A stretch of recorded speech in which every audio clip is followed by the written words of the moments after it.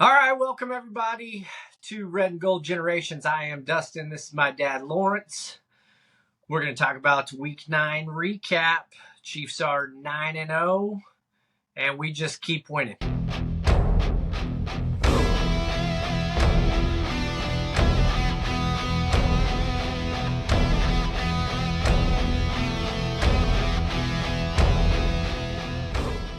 Well, I don't know. I have seen so many reactions to yesterday's football game, but I can tell you, you and me were kind of watching it together yesterday, and that was the wildest finish that I can remember of a Chiefs game that you and I have watched. I mean, obviously the Super Bowls, Yeah. but I gave up on. I hate to say this, but I gave up on my Chiefs yesterday. About a minute and a half left. I really did. You can't do that. You got to play till the last play. Well, you say you gave up on him. We watched until the end of the game. We didn't turn it off. So we might have thought it was over, but we certainly were all hoping for a blocked field goal, which is super rare. But we were hoping for it, or a missed field goal, or something. Dalton said it. Dalton called it before the game was over. And I would so much rather it turned out the way that it did rather than him missing the kick. Yeah. That just added to it blocking that thing. Yeah, that was awesome. Well, as always, because the Chiefs keep winning and we are 9 and we're going to light the candle. Because once again, folks, it sure does smell like a Chiefs win. Smells really, really good. Yes, it does. Well, let's see. We'll talk. We can start off with a little offensive talk. Not our best outing, for sure. Not our best outing. I kind of watched a lot of highlights, a lot of replays. I kind of wanted to look at some things and re-look at it and go, were we that bad? Was Denver's defense that good? And what I came down to really was we missed 2 touchdowns. So Great. we added 3 point up the peace sign. So I put the peace sign. You see the bubbles go up? It's because I'm doing that from my phone. Watch, if I do thumbs up, it'll do thumbs up. I forgot about the peace sign with the bubbles. I didn't know you could do that. I like it though. Peace. Let's see it do it again. Bubbles. Shoot. Okay, back to football. All right. So yeah, I just wanted to know, did we really play that bad? I don't know. So we took 2 touchdowns off the board and added 3 points. So that's a 11-point swing. So if you add 11 points more on, we're, at the 27-28 range, which is what we've been scoring. One of those was a wide open miss to Kelsey, which I also look back at, and I'm like, why did he miss that throw? Well, I think I know. How many times have we been saying Mahomes has been throwing it over the middle and the ball's been getting batted? Well, it's in his head too, and he throws that ball high off the line to make sure that wasn't batted because he saw how wide open Kelsey was, and he threw it over the top of it. When you saw that play, and I watched it again today, I don't know if Travis just didn't time his jump correctly or if he didn't really jump at all. It felt like his timing on that pass was off, too. I think you're right, but I think Kelsey also knows Mahomes well enough to know I'm not going to have to jump for this ball. I'm not going to have to turn for this ball. I am wide open. This ball is going to hit me. And when that ball sailed up and high into the back of him, it's like he didn't react quick enough to it. It's almost like he was like, oh my gosh, that was just a horrible throw. And I mean, Kelsey just immediately put his head down like, dude, that was terrible. He didn't even do his normal, my bad or anything. He just stuck his head down. And that's not normally a Kelsey, thing to do. You could tell he was a little irritated at that one. Now, I know he doesn't blame Mahomes or anything like that. He understands that Mahomes, is going to mess up. But he definitely was irritated that ball was thrown where it was. No doubt about it. I watched his initial reaction, too, and that's why I couldn't tell I couldn't tell exactly what took place on that play, but that pass right there, and then the one that you're also referring to, where Worthy was behind the defensive back. If he had just thrown it to the inside shoulder instead of the outside, that'd been 6 points too. So I How agree. about We left 12. how about throw that ball in bounds to Worthy?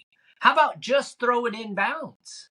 I mean, that ball was 6 yards off the mark, and he wasn't being rushed to throw that ball. Like, I don't know if him and Worthy aren't practicing that long ball enough. I don't know. I'm sure it's incredibly hard to throw the long ball, but, you know, I don't know.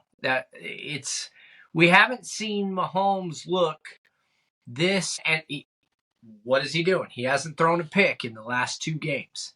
Has he switched so much to the safety side of things, like Dalton said?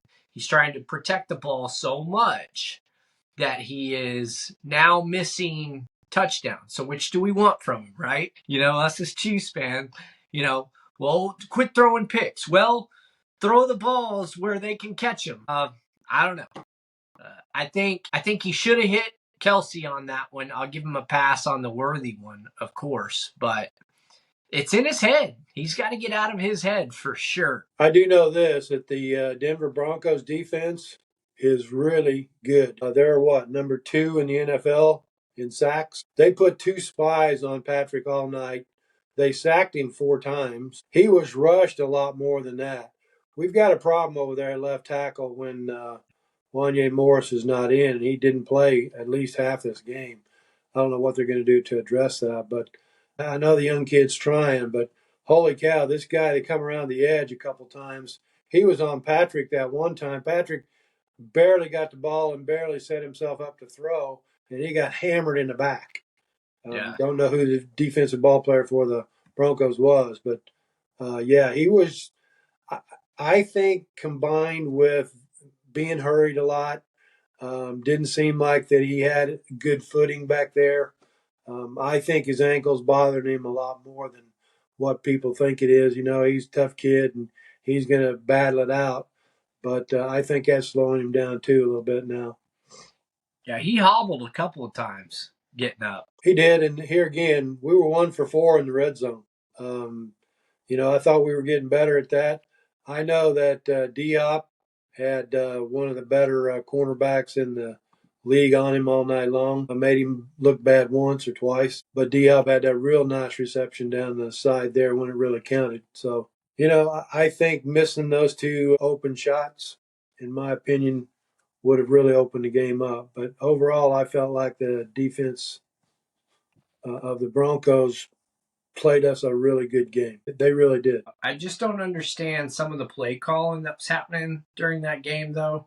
Why you're drawing up plays for a practice squad member, Justin Ross, that is only in there because of injuries in the red zone when you have 2 all pro receivers. You got Kelsey and D Hop, both of which are big bodies that can go up after a ball or back shoulder it to it. And you throw a corner route that he didn't even run to the corner on. Some of those play calls just defy my. I mean, I can't backseat quarterback it, but it just drives me absolutely nuts when we do stuff like that. We're kind of tough on our offense too because honestly, we've come to expect certain things from Kansas City. We are still number 1 in the NFL in third down conversion percentage, or yeah, third down completion percentage.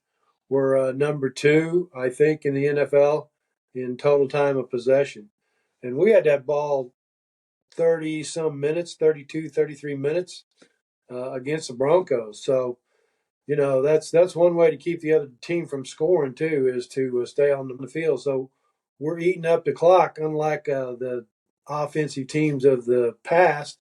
We're not used to this. We're used to seeing Tyreek flying down the side and we scored. 2 minutes later, we're back on defense for another 5-10 minutes. But in the red zone, I can live with a missed pass to D Hop, to Travis Kelsey. I can live with those. What frustrates me is, I mean, throw it up to D-Hop. Throw it up to him. The guy's, that's his special. That's one of his specialties. And you're throwing a corner route to Justin Ross, who has been on the flipping practice squad. Again, I mean, I hear you. We're hard on our offense, and we're hard on our team because we're passionate. But I can live with a miss from Kelsey. I can live with it. Like, are we complaining about the Travis? It was a missed throw, but are we complaining about the call on that? No. We're not complaining about the call on that. Even the fourth down, had they had tried it to anyone else, look, fourth down, they throw it to Kelsey. All he does was body up down there. Like, I just don't understand it. You got these guys that can just go in and body themselves up, and you can throw it to them, and they catch it. And they've showed you this time and time again, and yet you're dialing up flipping corner routes in the red zone when you're struggling. See, and that's another thing. When we're not struggling, dial up Justin Ross in the corner all you want when we got a touchdown lead or 10-point lead. I don't give a crap. I know he needs reps down there, but, that's not who we wanted to lose to. We didn't, and I get it. But that's not who we wanted to lose to. We can handle a tough loss to, like, Buffalo, but to Denver? Nah. We're not that team yet, right? No, I do not want to ever lose to the Broncos. Don't want to lose to the Chargers. Don't want to lose to the Raiders ever. And we've been dominating that division for such a long time. We're just so used to it that it's second nature to us. I will say this. I've seen a couple of articles about how big D Hop's hands are, and that's where I just feel like, especially in the red zone yesterday, why I agree with you 100%. Why we didn't try D Hop on that same route that they threw it to Justin Ross. Man, do that to D Hop and let him go up. Guy's got some of the best hands you've ever seen. So let's try it.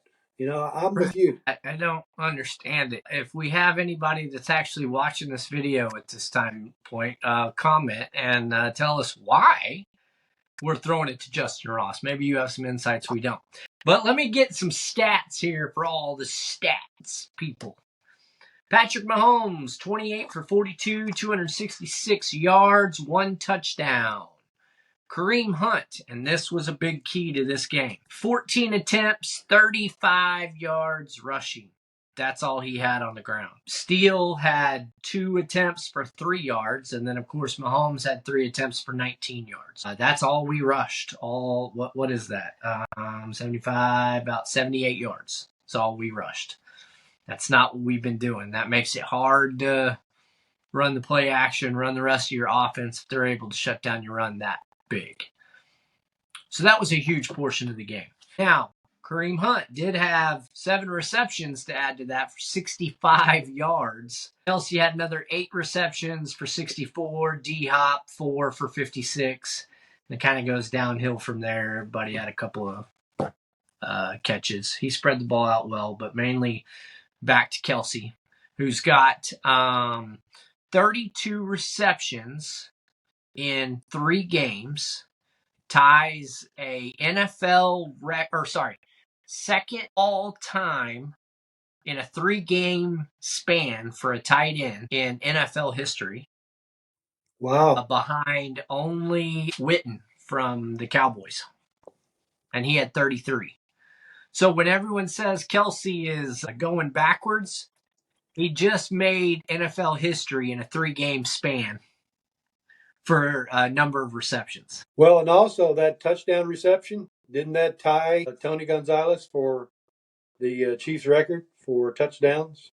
Yep. Receiving touchdowns for a tight end? It did. Yeah. So he good pass. He would have broke it at home yesterday. He's going to get it next week in Buffalo. So, yeah, you can't say enough about Travis. Travis is a big old kid, and he's such a likable guy. He really is. His personal life maybe not so much, but you get that guy on the football field, and he's a teammate.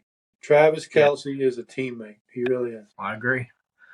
That's about all I got for the offense. Let's talk about that defense. The defense, with the exception of the second quarter, they were just bad to the bone. They really were. First quarter, Denver got the ball 3-and-out. I think they had one more possession in the first quarter, and that was, I think they picked up one first down. That's when the cornerback, Najee Johnson, had that big sack on Bo Nix. I think it was a 15, 20-yard loss there. So that was the first quarter. Second quarter, we don't want to talk about so much because in the second quarter, especially, those passes to the tight end seem to be kind of kryptonite for the defense this year. I've seen it a little bit too much. Makes me a little gun shy, but they had a 34-yarder across the middle to a tight end. I don't know what happened in the end zone there. Bolton got confused, or Tranquil got confused, or something, and he was wide open. That was an easy TD. Then that next time that the Broncos got the ball, they marched down the field. That was only 4 or 5 plays, if I remember right. Man, another touchdown. They had 3 long plays. They had an 11-yard run, and they had a 20-yard pass, and then they had that pass where Sutton, who's an All-Pro, not taking anything away from him, but he burned our boy McDuffie. That was the third. Did he burn him, or did he push off? My bad, but yeah, that was a push off, and it was blatant push off, and we didn't get the call. Okay, you don't hear Chiefs fans complaining about it, but if you think we get all the calls, go back and take a look at it. That's all I'm saying. Agree 100%. Yeah, if you kind of slow that one play down, it does look like that Sutton all of a sudden gets a burst of energy for about 5 yards and creates some separation from him and Trent very quickly. So they're going to let him do that stuff. They really are. I got to shout out to Hardman there at the end of the second quarter, whenever the Lutz tried that 60-yarder. I thought there was a chance he was going to return that all the way back. The guy ran 150 yards. You see him laying on the ground. 50 yards to go 40. Yeah, he tried it though. Yeah, the boy gave it everything he had. That was he had two like that. I think didn't he open a game with a pretty good return? I can't remember. That was also while I should tell everybody how I got to watch the game. Texas sucks sometimes and won't play the Chiefs games on local CBS. So what do I have to do, because I don't want to spend $379 to watch the 2 games a year that the Chiefs don't get shown on? So I have to FaceTime my dad, and he sets up an iPad in front of his TV so that I can watch the Chiefs game. So yeah, the first little bit of that game was a little foggy for me. Yeah, that would be kind of a tough way to watch it, really. Golly, that's so frustrating. Like, I didn't even pay attention. I was like, oh, 12 o'clock game, it'll be on. And I go to turn it on, and it's not on. And I'm like, crap, it's doing that thing again. So I go to Paramount, which plays it sometimes. Nope, Paramount's doing the same. Yeah. Third quarter, the Chiefs came out with their defense, figured some things out, 3-and-out, and then right there at the end of the third quarter, I think the Broncos got the ball back, but that's when Bolton got his, my buddy 32. That's when he got his first sack of the year, and he sacked Nix for 15, 20 yards too. So we only had a couple sacks in that game, but they were big losses, and they killed runs. They really did. They had the ball for 8 plays there, right there at the end of the third quarter, first part of the fourth, and they only netted 10 yards out of 8 plays. So that's what happens when you lose 15 or 20 at a shot. Is that Broncos offensive line that good, though? Like, we got zero pressure on that quarterback. My understanding is they are very good, rated within the top 5 in the league. That offensive line is. So, yeah, they're as good internally as we are, and I think their tackle situation is a little stronger than Taylor and Morris. Morris, pretty decent, but the young kid is letting Patrick get shot from that left side. Once again, Taylor killed a drive that we had going on and maybe cost us 6 points. I don't know. I hope he gets that figured out. But fourth quarter, they only had the ball, if I remember right, they only had the ball twice in the fourth quarter. The first time, defense took them 3 and out again. Once again, in that second half, the Broncos didn't even get the ball very much. When we get into that fourth quarter, after we've gotten our field goal again, because Patrick missed Travis in the end zone wide open, Butker makes a horrible kickoff. You remember that? I had missed that. So all I knew is they all of a sudden had the ball on the 40, and I didn't know exactly what had happened. I'm not sure what I was doing or where I was at, but I did see it in the highlight, and I was like, I don't know what he was trying there. I don't either. I mean, typically Harrison just boots the ball out of the end zone.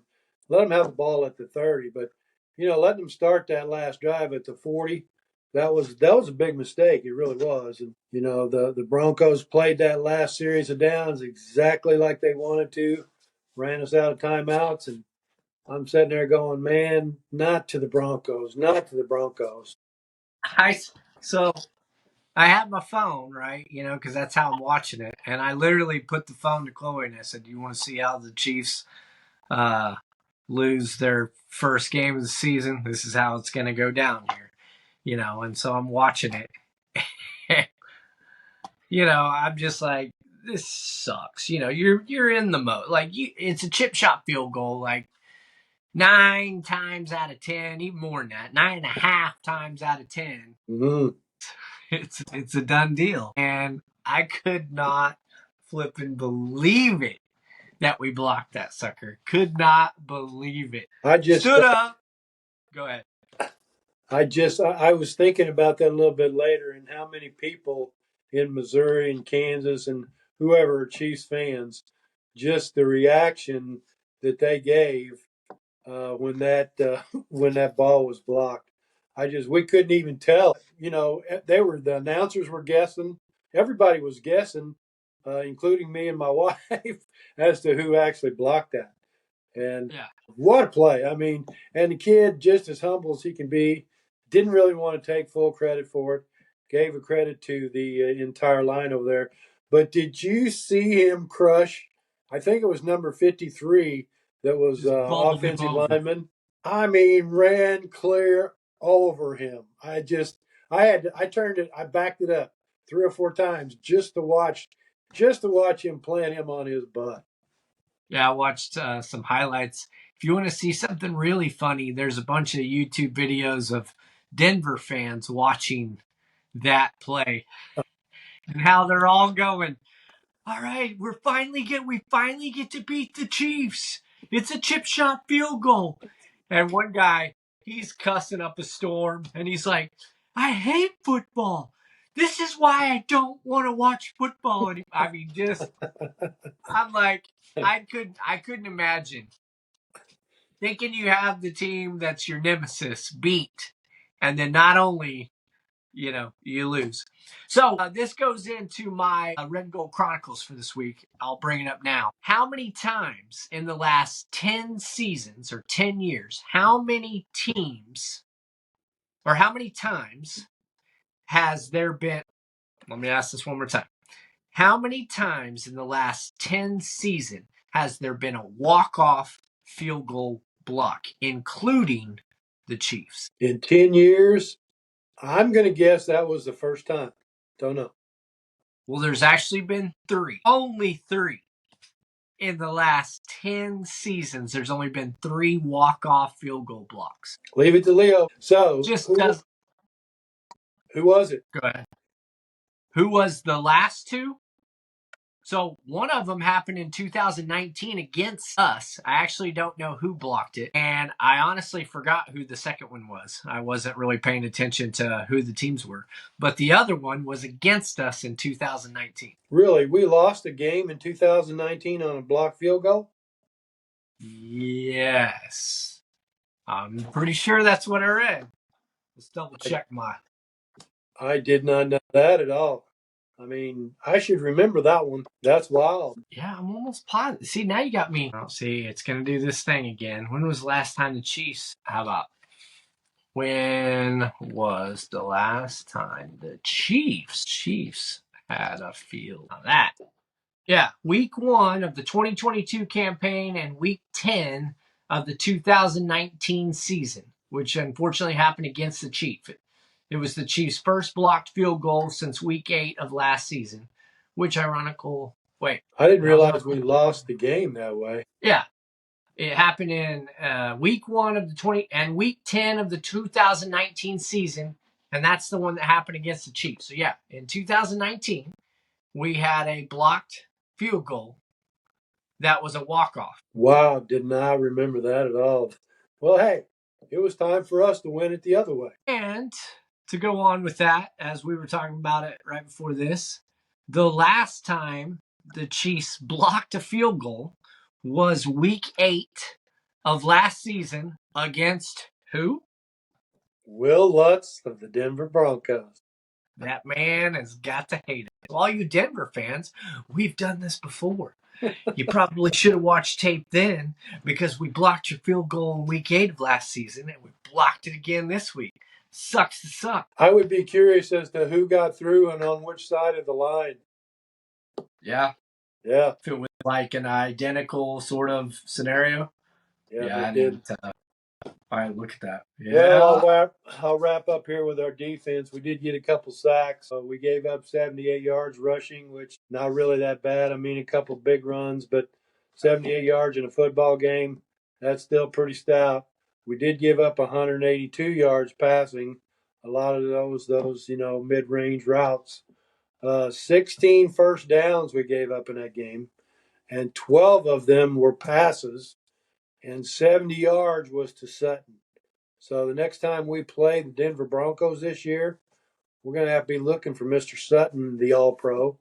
Fine ball player, but we're going to have to shut him down a little bit because he hurt us in that game. He really did. Najee Johnson led the team in tackles. 4 out of the 5 top tackle numbers were defensive backs. So that tells you where a lot of the tackles were made in that game. Yeah, because they actually did watch tape and learn don't run the ball and the Chiefs throw the ball. And that's what scares me is that some of these other teams are gonna do that. And I mean, look what happened to McDuffie, who's supposed to be this all pro. He got tore up that game. Now, I mean, mind you, he didn't give up I say that he did give up a big play. I think he got pushed off on it.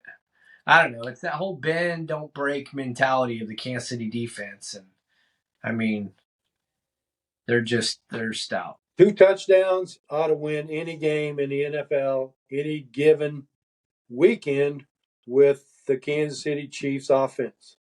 We should not have any problem winning games. 1 out of 4 in the red zone, that kind of hurt us. Really did. But, thank goodness for Mr. Harrison Butker. You talk about Mr. Automatic, man. He is. Yeah, you didn't see him blocking any of our kicks. No, you didn't. That's going to take. Well, what do you got? What do you got for us on Legends Corner today, sir? I chose an offensive lineman this time, a guy that I got to watch a lot. Kind of those years that I probably watched as much Chiefs football as I have the last 10. Back in he's in the thousands. I'm going to give you his number. It's number 68, interior lineman for the Chiefs. The only offensive lineman I could tell you about from earlier years would be Will Shields. Is that who I got? That's him. Yeah. Will Shields played 14 years for the Chiefs. Good old number 68. The boy was 6'3", 315 pounds, and people absolutely hated for him to pull. I remember watching him pull for Priest. And you talk about a train out in front of another train. You got Will Shields leading that around the corner and Priest Holmes behind him running the football. Can you imagine being a defensive back and seeing that guy come after you? I mean, yeah, it wasn't good. It wasn't good. One of the first things that I noticed about Will Shields was something that me and him have in common. He was a high school state champion out of Lawton, Oklahoma. That's where he went to school, was Lawton, Oklahoma, which I'm not positive where Lawton, Oklahoma is. You know where Lawton, Oklahoma is? No, sir. I don't either. Did go to school at Nebraska. Played for the Nebraska Cornhuskers. Mm-hmm. Was a 1992 college All-American. He is only one out of 16 jerseys. And you know the football program that the Nebraska Cornhuskers has and has had a proud tradition for a long, long time. Yeah. There's only 16 jerseys been retired out of that school, and he's one of them. So used to be a much better football program than it has been lately. yeah, I agree. There was an award, and I don't think it's out there anymore, but it was called the Outland Trophy, and it was given for the best interior college lineman, and he won that award. And then obviously later, he was voted into the Hall of Fame, College Football Hall of Fame. So, very illustrious career as far as college too. He was drafted by the Chiefs in '93. Nice. He was with the Chiefs for 14 seasons, and get this, never missed a single game. Wow. For an offensive lineman, that's impressive. It is that's an amazing stat, and I'm pretty sure, if I remember right, pretty sure that's an NFL record. Never missing a game. It was 225 or 235 games that he played in the NFL, and he never missed. When he was a rookie, he was named to the NFL All Rookie team. He consistently, man, might have remembered some of his games. He just consistently helped the Chiefs in that rushing attack that they had back then. I mean, so I remember, see, what's that, 79, 89. So I was 12, 13, around, wait, no. In 93, 89, I would have been 10, 90, 91, 92, 93. So yeah, 13, 14. So, I mean, I was all about quarterback and running back, and that was pretty much it, when you're that age. But I mean, when you asked the question, that's why I said the only offensive lineman I can even think of from that era is Will Shields, because that's how. So if I know him, he's a legend for sure, because I just didn't know offensive linemen. Well, you remember the running backs that he blocked for: Marcus Allen, Priest Holmes, Larry Johnson. We've talked about those guys in recent podcasts, and he just consistently helped open up holes for them. And he also, our buddy Trent Green, that called the game yesterday, he helped Trent gain over 4,000 yards passing in 3 seasons there, right in that 2,000 range. He was a huge help at that interior line, kind of the Tooney and the Trey Smith type quality of ball player that just makes a difference right there in the middle. Really does. Trent Green was my first favorite Chiefs quarterback. I mean, Steve DeBerg, as I was little, remembering kind of him. You got the Elvis. Trent Greens, Alex Smith, all the guys in between that, the Rich Gannon, Elvis Gerbach, Matt Castle, all of that. There was like 10 quarterbacks. But so I like Trent Green was my favorite quarterback I could have set up until Alex Smith. And then, I liked Alex. I call him Captain Checkdown, and I'll still call him Captain Checkdown. And I would tell that to Alex Smith's face if I saw him. I would pat him on the back and say, "You were my favorite quarterback before Patrick Mahomes." But yeah, Trent Green was, I mean, that offense. I remember that team, the Trent Green, Priest Holmes, Will Shields team. First every time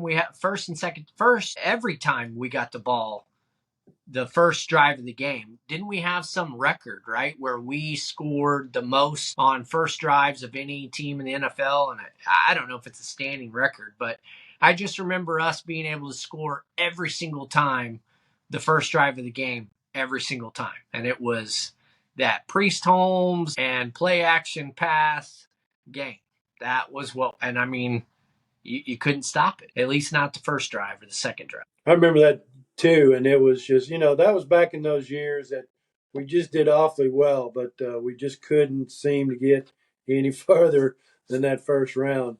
I don't know how many times my sister was alive at that time, and she lived up north of Indianapolis, and I don't know how many times Peyton Manning and his bunch took us out of the playoffs, and she would call me and just rib me about it.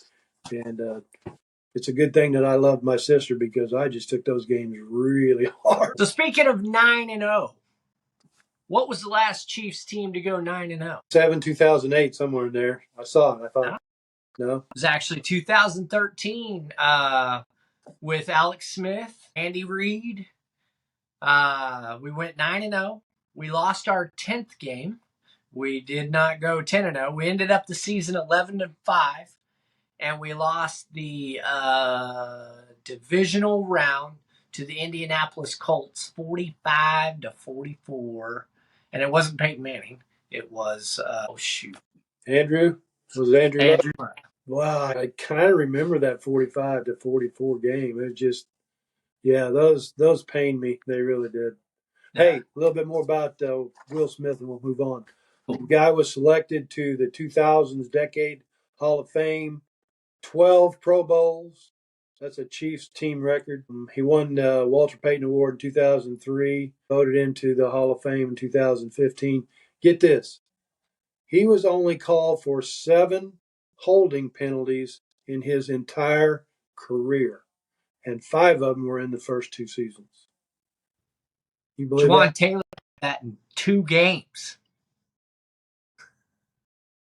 Anyway, Will's he's still contributing to the NFL. He works for an organization called NFL Legends that I think they work with. I'm not sure if it's current, but I know it's former professional football players and just designed to help them through their careers after football. So outstanding gentleman all the way through his career. Never heard one bad thing about him, and the most consistent guy that I know of that played the game for Kansas City Chiefs. Well, he was a legend indeed. We have yet to go 10-0 as Kansas City Chiefs. We've yet to start a season 10-0. This is the season. This is the three-peat year. No, we're not going to go 17-0, but we are going to go 10-0, and we are going to beat Buffalo because Andy Reid, Spags, everybody is going to put everything we have into this game because if we win that, that'll pretty much lock up first seed for us.